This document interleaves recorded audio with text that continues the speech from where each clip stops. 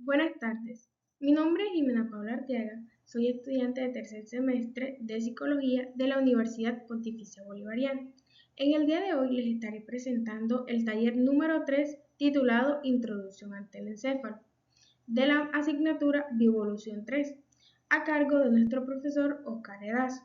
Como dando parte a la introducción, abordaremos los principales temas de los lóbulos cerebrales, sus surcos, sus circunvoluciones y sus funciones. También veremos cómo ciertas patologías se relacionan con estas áreas. Empezaremos abarcando sobre el lóbulo occipital y avanzaremos hacia el lóbulo frontal, lóbulo parietal, lóbulo temporal, la corteza cingulada y la insula. Finalizaremos con una tabla donde integra las patologías de cada lóbulo. Comencemos. Bueno, dando inicio a la explicación sobre lo anterior mencionado, partiremos por los surcos y las circunvoluciones del lóbulo occipital. Como podemos observar en la imagen, tenemos los surcos y las circunvoluciones que corresponden a este. Principalmente vamos a describir su funcionalidad visual. De acuerdo con este autor, Moscotet, del 2019, dice que en primer lugar la corteza visual primaria se proyecta hacia la corteza visual circundante y la corteza de asociación, que es la corteza extraestriada en áreas de Brodmann 18 y 19, los cuales estas consisten en áreas corticales primarias y secundarias. Cabe destacar que el lóbulo occipital tiene funciones de procesar exclusivamente la información visual. Por otro lado, en las palabras de Pérez, se describe que el área primaria es la zona que bordea la cisura calcarina, o sea, el surco, y corresponde al área 17 de Brodmann. 17 de Brodmann específicamente en la 6. Lo que esto implica que si en esta parte existe una lesión, puede ocurrir una ceguera cortical.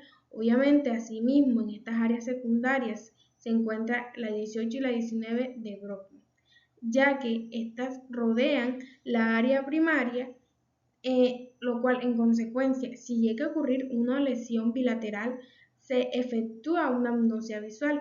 O sea, es decir, la incapacidad de interpretar lo que ya se ha visto, lo que podemos observar, lo que podemos ver.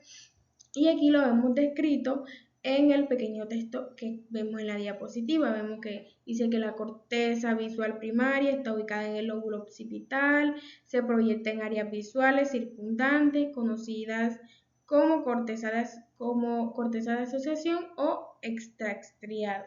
Se incluyen en áreas 18 y 19 de la de Brodmann y vemos que estas áreas también conforman zonas corticales primarias y secundarias, como anteriormente lo mencioné. Como bien lo mencioné al final, si vemos que esta área se ve totalmente afectada, no podremos interpretar o reconocer estímulos visuales o vamos a tener una afectación significativa en nuestra visión. Va a estar un poco afectada de pronto al ver de lejos, o de pronto un ejemplo parecido, estamos en un salón de clases y queremos observar lo que el profesor los está escribiendo en el pizarrón, en el tablero, y nuestra visión se ha visto afectada, tales por estas razones. Continuando con los surcos y las circunvoluciones, seguimos con el lóbulo temporal, donde aquí podemos observar en la imagen correspondiente que está en la diapositiva sus surcos y sus circunvoluciones.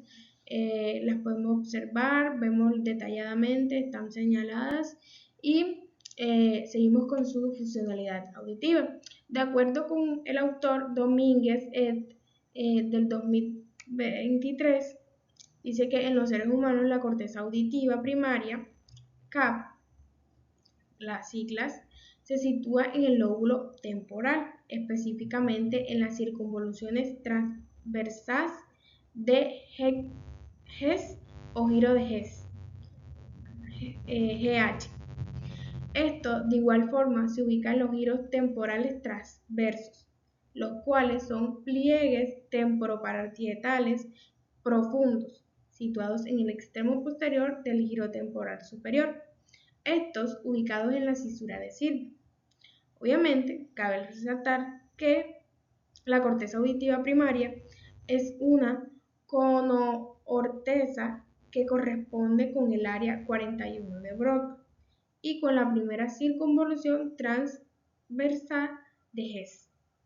Obviamente, por otra parte, la corteza auditiva secundaria o paranocórtex, discúlpenme si no mencioné muy bien la palabra, contiene el área 42 de Broca, lo cual ésta se organiza en torno a la corteza auditiva primaria.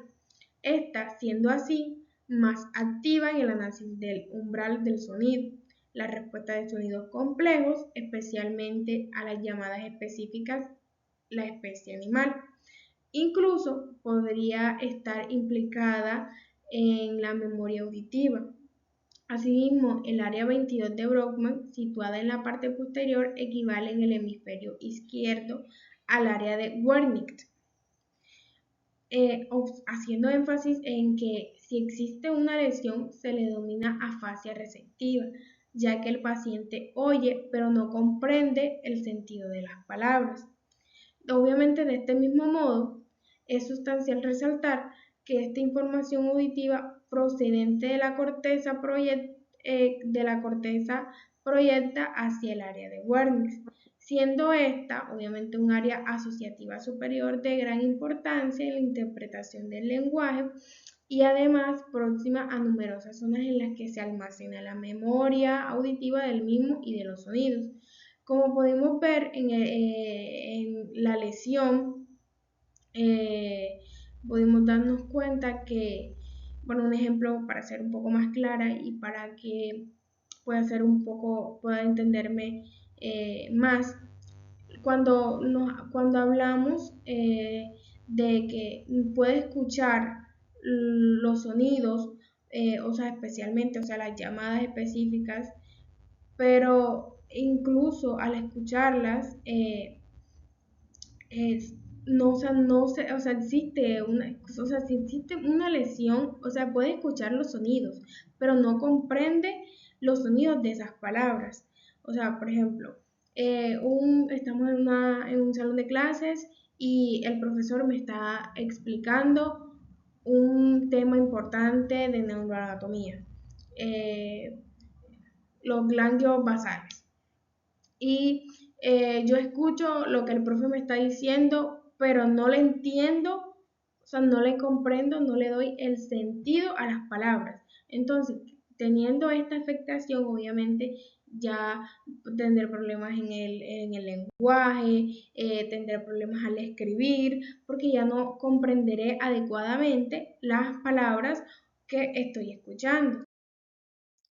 Bueno, siguiendo con esta explicación, seguiremos el lóbulo parietal y como lo pudimos mencionar como lo pude mencionar anteriormente, veremos otra vez los surcos y circunvoluciones. En el lóbulo occipital pudimos ver la funcionalidad visual, en el lóbulo temporal pudimos ver la funcionalidad auditiva y aquí en el lóbulo parietal vamos a ver la funcionalidad táctil. Como anteriormente lo referencié, otra vez en pocas palabras de Pérez, dice que la información somestésica o táctil se destaca obviamente principalmente por el área primaria, donde aquí en esta se encuentra la circunvolución parietal ascendente en el área 3, 1 y 2 de Broca, siendo así que en el área 3 es granular heterotrópica, mientras que en el área 1 y 2 granulares homotópicas. Obviamente en esta misma zona se halla el homúnculo somestésico, el cual está encargado de procesar la sensibilidad del dolor, del tacto y la presión. ¿Qué me quiero decir?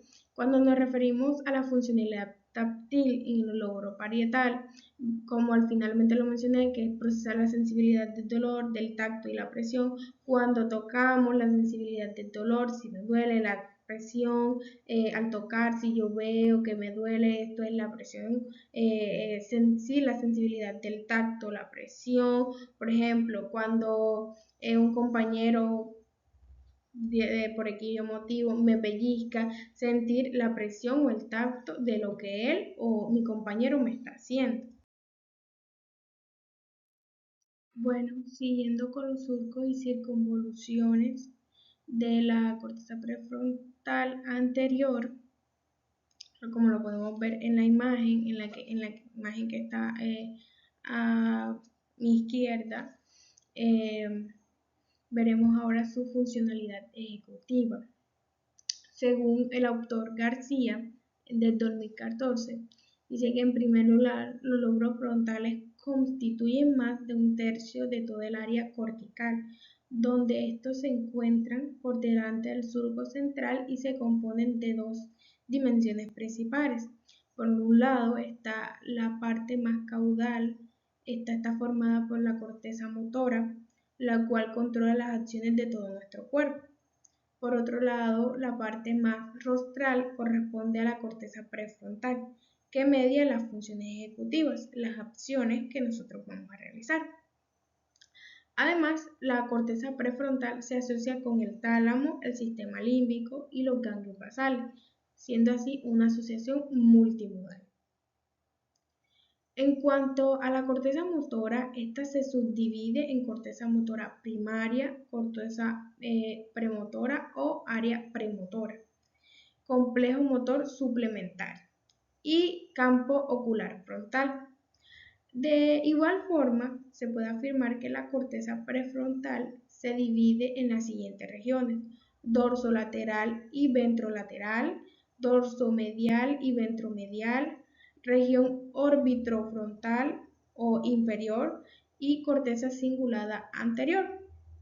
Por ejemplo, la corteza prefrontal dorsolateral se extiende entre la fisura cerebral longitudinal hacia arriba y la fisura lateral hacia abajo en la superficie lateral del cerebro. Esta está centrada en BA46.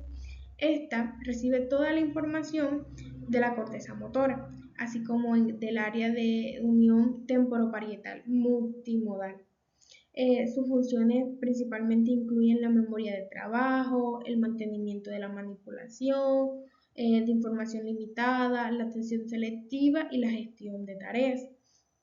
Asimismo, su activación proyecta la selección de una sola acción entre varias posibles. Siguiendo en cuanto a la corteza prefrontal ventrolateral, esta abarca la pars opercularis, que este es el pliegue en la circunvolución frontal inferior, la pars triangularis, que esta es el área granual, y la cual esta comprende el área de Broca a la izquierda, y la pars orbitalis, que es la parte orbital u horizontal del hueso frontal, donde su papel se enfoca principalmente en integrar el significado de los estímulos con las respuestas potenciales. Esto va muy relacionado con las representaciones almacenadas con estímulos entrantes y selección de respuestas. Además, la corteza prefrontal ventrolateral izquierda se especializa en el procedimiento y producción del lenguaje, siendo el área de Broca quien recibe esta información esta información de la memoria semántica. En particular el área de Wernicke BA22, del mismo modo, las fibras del área de Broca se proyectan hacia la región facial de la corteza motora primaria, la cual está controla directamente los músculos del habla y la escritura. Esta región pertenece muy activa en la recuperación, la generación de palabras, producción del habla abierta, encubierta e interna, y cuando se emite el habla de otra persona. Por otro lado, la corteza prefrontal dorsomedial incluye áreas de Broca BA8, BA9, BA10 y porciones de BA32 en la cara medial de la corteza prefrontal. Sus funciones principalmente abarcan la metacognición, conciencia, regulación de la cognición, introspección y toma de perspectiva propia frente a las de los demás. Además, esta opera en el aprendizaje básico de asociación, estímulo-reforzamiento, que este está vinculado a señales socioemocionales con esquemas cognitivos y emocionales. Obviamente, en relación con la corteza orbitofrontal, esta se compone en la superficie ventral del lóbulo frontal, desde el giro recto hasta la convexidad ventrolateral, con áreas de Brodmann de 10, 11 y 47. Esta corteza lo que permite es adquirir conductas adecuadas e inhibir conductas inapropiadas en función de recompensa, lo cual el córtex orbitofrontal, lo cual evalúa la prominencia emocional de los estímulos y selecciona respuestas conductuales según el nivel de recompensa y castigo. Finalmente, la corteza cingulada anterior comprende áreas de Brodmann 24, 25, 32 y 33 y se divide en tres subregiones. La corteza cingulada anterior perigenual, que esta es la encargada de procesar emociones, regular respuestas endocrinas y automáticas. Las áreas motoras de cíngulo, que estas están ubicadas en el centro del surco de cíngulo, que junto a las cortezas motoras primarias y suplementarias. Estas son las responsables de traducir los estados internos en comandos motores ejecutados por dichas respuestas. Y la médula espinal.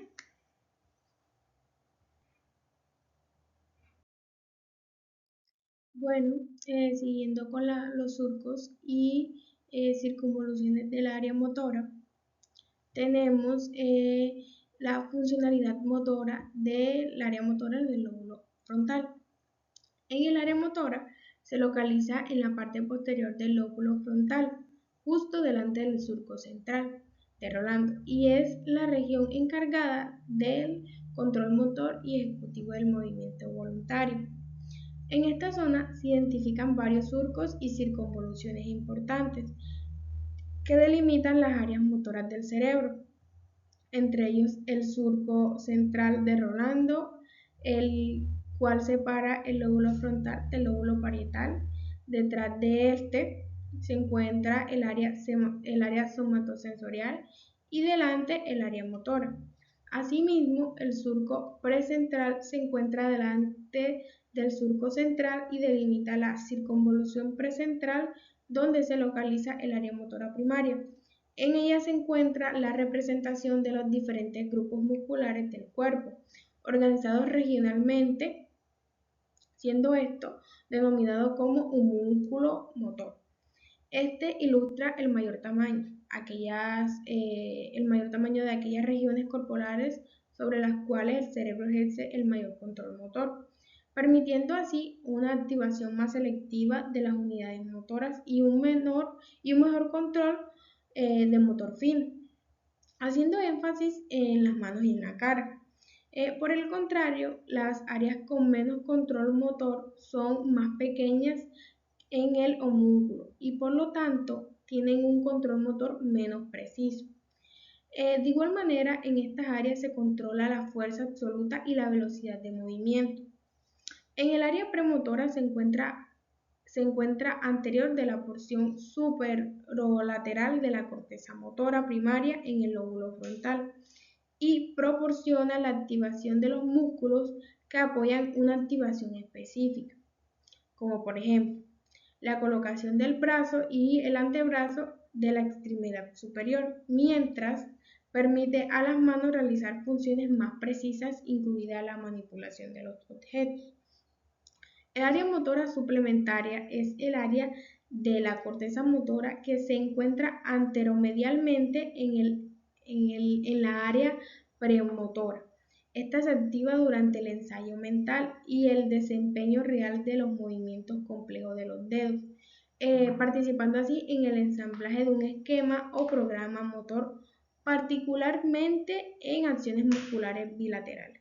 Es decir, que se activan durante la planificación del movimiento. En cuanto a las involuciones principales, la circunvolución precentral está ubicada en el surco central y el surco precentral, que contiene el área motora primaria, como anteriormente lo mencioné, el área 4 de Brockman, la cual controla los movimientos voluntarios, contralaterales de todo nuestro cuerpo. Además, en la circunvolución frontal superior, la porción medial incluye parte del área motora suplementaria. Esta está implicada en la planificación y coordinación de movimientos complejos. La circunvolución frontal media contiene parte del área motora, área 6 de Brockman, que se encarga de preparar y organizar los movimientos antes de una ejecución. Y la circunvolución frontal inferior, en su parte posterior, se encuentra en el área de Broca, en áreas 44 y 45. ¿Y qué hora vienes tú ahí? Lo cual es responsable de los movimientos articulatorios del habla. Por consiguiente, cada una de las áreas motoras cumple funciones específicas que en conjunto permite el control fino y coordinación de todos los movimientos de nuestro cuerpo. Así, la circunvolución precentral, que es el área motora primaria, controla los movimientos voluntarios del cuerpo del lado opuesto, control contralateral. En su superficie se representa el cuerpo humano en forma de homúnculo motor, donde las regiones con movimientos más precisos como manos o boca ocupan mayor espacio cortical. A su vez, en el área premotora, parte de la circunvolución frontal media participa en la preparación y secuencia de los movimientos, especialmente de los que requieren coordinación entre ambos lados de nuestro cuerpo. Igualmente, en el área motora suplementaria, porción medial de la frontal superior, interviene en la planificación de movimientos complejos, como anteriormente lo mencioné, y en la iniciativa motora, es decir, en decidir cuándo se inicia una acción, por ejemplo. Esta se encarga cuando nosotros queremos ejecutar una acción. Al decidir cuándo quiere iniciar una acción, tiene la capacidad de decidir por nosotros cuándo queremos ejecutar una acción. Y como finalmente el área de Broca, que es la porción posterior de la frontal inferior, hemisferio izquierdo, regula los movimientos musculares de nuestro habla, permitiendo así la expresión verbal fluida. En conjunto, estas circunvoluciones y áreas hacen posible que el ser humano planifique, coordine y ejecute movimientos precisos y voluntarios, integrando la información sensorial, la emocional y cognitiva para una acción motora muy eficaz. Bueno, siguiendo con los surcos y circunvoluciones, veremos las surcos y circunvoluciones de la corteza cingulada, que esta forma parte del sistema límbico y se localiza en la cara medial del cerebro, justo encima del cuerpo calloso. Esta estructura está implicada en la integración de procesos emocionales, cognitivos y motivacionales, conectando así la emoción con la conducta y la toma de decisiones. Entre sus surcos principales se encuentra el surco del cuerpo calloso, el cual se sitúa justo encima del cuerpo calloso y delimita por debajo la circunvolución del cíngulo. El surco del cíngulo, que corre paralelo pero más arriba, separando la circunvolución del cíngulo del lóbulo frontal y parietal medial. El surco parietal, ubicado en la subparietal, ubicado en la parte posterior, donde el surco del cíngulo se curva hacia arriba y marca la transición entre la circunvolución del cíngulo y la cuneus del lóbulo occipital. Además, entre las circunvoluciones principales, como anteriormente lo mencioné, la circunvolución del cíngulo, que esta se divide funcionalmente en regiones anterior, media y posterior. La circunvolución paracingulada, que está presente por encima del surco del cíngulo y relacionada con funciones cognitivas y sociales, como la toma de perspectiva y la empatía. Por otra parte, la funcionalidad según circunvoluciones o áreas muestra que cada región de la corteza cingulada cumple eh, funciones específicas.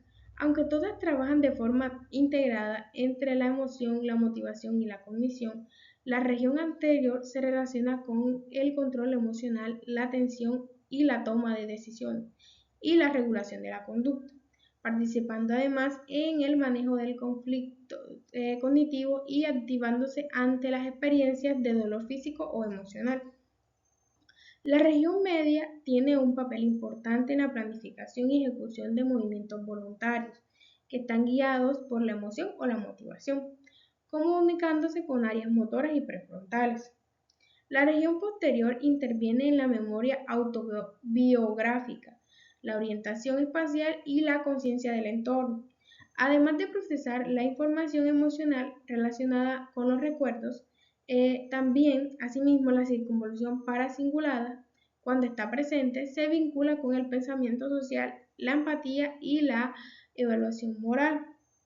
Finalmente, en resumen funcional, darle un breve resumen, la corteza cingulada actúa como un puente entre la emoción y la cognición, permitiendo que los sentimientos influyan en la toma de decisiones, la atención y la acción, lo cual de esta manera el cíngulo anterior se encarga de la emoción, atención, motivación y el control del comportamiento.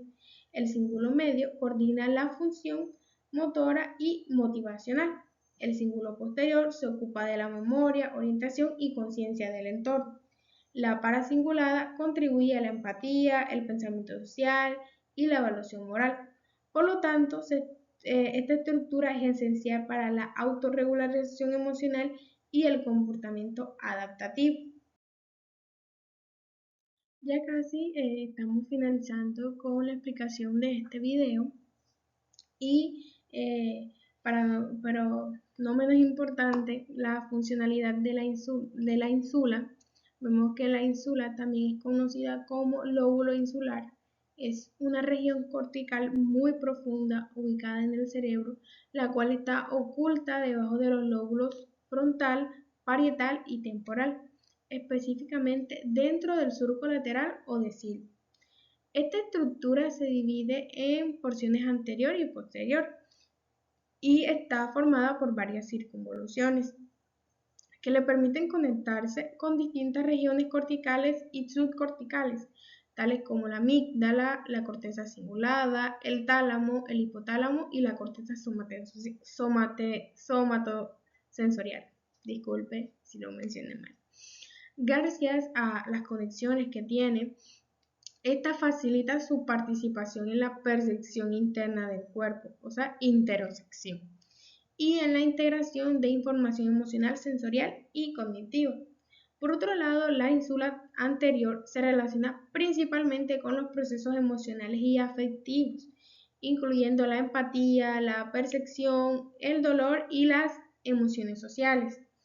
Además, esta contribuye a la conciencia de uno mismo, integrando señales internas del cuerpo como hambre, sed o frecuencia cardíaca con la motivación y la emoción.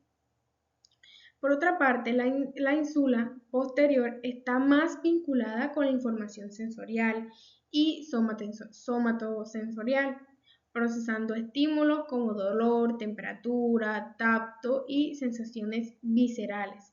Asimismo, se conecta con la corteza somatosensorial para poder localizar y diferenciar estímulos corporales. En conjunto, la ínsula funciona como un centro de integración interoceptiva, lo cual le permite que la percepción del estado interno de nuestro cuerpo influya en las emociones, en las decisiones y el comportamiento social, o los comportamientos sociales que también tengamos con las demás personas. Además, esta participa en procesos cognitivos como la toma de decisiones bajo el riesgo y la percepción de disgustos o recompensas. De esta manera, la ínsula actúa como un puente entre el cuerpo y la mente, integrando señales corporales, emociones y cognición para generar unas respuestas adaptativas, conciencia emocional y regulación de la conducta. En este sentido, la parte anterior se centra más en lo emocional y social, mientras que la posterior se especializa en la percepción sensorial y visceral. Bueno, ya casi, ya con esta última ya finalizamos totalmente toda esta explicación. No es la última ni tampoco la menos importante. Eh, Vemos unas patologías y su conexión con cada área que pudimos observar el día de hoy. Podemos ver en el cuadro que tenemos en la diapositiva el lóbulo, la patología y su conexión explicativa con cada uno de ellos. Tenemos también en el escrito otros lóbulos que también vimos y que tienen su patología y su conexión explicativa. Podemos ver que en el lóbulo frontal, que tenemos el síndrome frontal, que las lesiones de la corteza prefrontal afectan la planificación, la toma de decisiones y el control emocional. Por ello, los pacientes pueden mostrar desinhibición, impulsividad y cambios de personalidad, reflejando la función ejecutiva de esta región. En el lóbulo parietal, la patología se llama negligencia espacial unilateral. Emin Neglect dice que su conexión explicativa sería que el lóbulo parietal integra información sensorial y espacial. Las lesiones, especialmente en el hemisferio derecho, provocan que el paciente ignore estímulos del lado contralateral del espacio, evidenciando la función de percepción y atención espacial de esta área. En el lóbulo temporal, afasia de Wernicke, la explicación sería que la circunvolución temporal superior izquierda, o sea, el área de Wernicke, participa en la comprensión del lenguaje. Su lesión provoca dificultades para entender palabras habladas o escritas, aunque la producción del aura puede mantenerse, evidenciando la relación directa entre la circunvolución y la comprensión lingüística. En el lóbulo occipital tendríamos la ceguera cortical. Vemos que en el lóbulo occipital alberga la corteza visual primaria. Daños en esta zona provocan pérdida de visión, incluso con ojos normales, demostrando que esta área es fundamental para procesar la información visual recibida del nervio óptico. Los otros óvulos que vemos en el escrito, tenemos el lóbulo insular, que su patología es trastorno de la percepción interoceptiva y emocional. Dice que la insula integra señales internas del cuerpo con emociones y cognición. Las lesiones en esta región pueden generar alteraciones en la conciencia corporal, la percepción del dolor y empatía, mostrando su papel central en la integración emocional y sensorial. En el lóbulo límbico o corteza cingulada, tenemos la patología del trastorno afectivo como depresión mayor. Dice que la corteza cingulada anterior regula la atención, emoción y motivación, y estas disfunciones en esta área se asocian con alteraciones en el control emocional, la pérdida de motivación y las decisiones efectivas, lo cual se evidencia la conexión entre esta región y los procesos emocionales. Bueno, ya dándole como finalizada esta explicación, daré un breve cierre. Vemos que en conjunto todas estas estructuras corticales que hemos abordado el día de hoy conforman un sistema cerebral altamente especializado y coordinado, lo cual permite al ser humano percibir, interpretar, planificar y ejecutar acciones de manera consciente, emocional y adaptativa. Cada área cumple funciones específicas, pero interconectadas.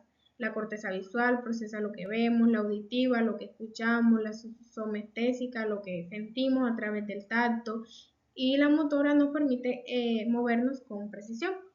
A su vez, la corteza prefrontal organiza nuestras decisiones, regula la conducta y nos permite pensar en el futuro. La corteza cingulada actúa como un puente entre emoción y cognición, ayudando a regular nuestras respuestas ante el entorno, mientras que la insula integra las relaciones internas, del cuerpo con nuestras emociones y decisiones.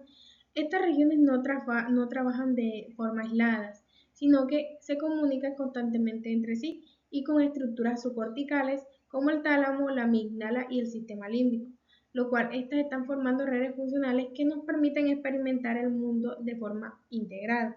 Por ejemplo, ver una imagen, sentir una emoción, recordar una experiencia, tomar una decisión y actuar son procesos que involucran múltiples áreas simultáneamente. En resumen, el cerebro humano es una maquinaria compleja pero organizada, donde cada circunvolución, surco y área cortical tiene un papel fundamental, un papel muy fundamental. Bueno, tiene un papel fundamental en la construcción de nuestra experiencia consciente, lo cual nos permite comprender estas funciones, no solo nos permite como explicar cómo sentimos, pensamos o actuamos, sino que también nos permite entender cómo las lesiones o alteraciones en cada una de estas zonas puede afectar profundamente nuestras capacidades cognitivas, emocionales y motoras. Por eso, estudiar la organización funcional del cerebro es muy clave para la neurociencia, la medicina y la educación y que nos acerca cada vez más para comprender lo que significa el ser humano. Muchísimas gracias, muchas gracias por su atención y espero que les haya gustado.